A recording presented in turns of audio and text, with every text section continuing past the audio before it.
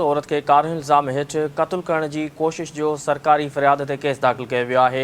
नाज़िश जतोई जे मुड़स दीदार जतोई हिदायत मसूद ऐं नज़ाकत जतोई खिलाफ़ रोड़ी थाने ते FIR दाख़िल कई वई आहे। पुलिस जो चवणु आहे त जवाबदारनि चाचे जे घर में रहंदड़ नाज़िश जतोई ते पिस्टल जा फायर कया पर हूअ बची वई आहे।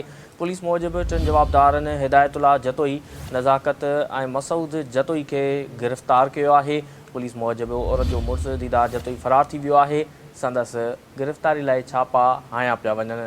अवां खे आगाह करे रहिया आहियूं। औरत खे कार इल्ज़ाम हेठ क़त्ल करण की कोशिश जो सरकारी फरियाद ते केस दाख़िल कयो वियो आहे।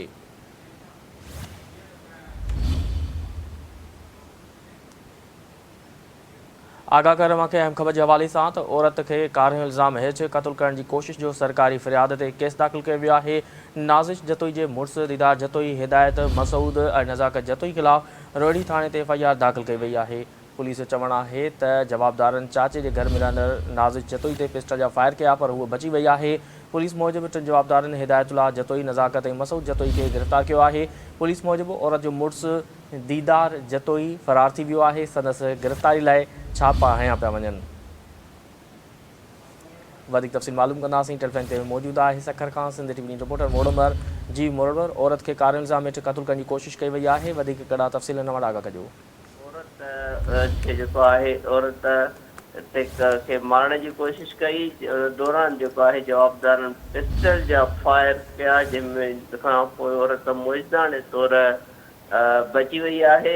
ऐं सिट जो चवणु आहे त हुननि जे तरफ़ां कार्रवाई करे टिनि जवाबदारनि मसूद नज़ाकत ऐं हिदायतुल्लाह जतोई खे गिरफ़्तार कियो आहे।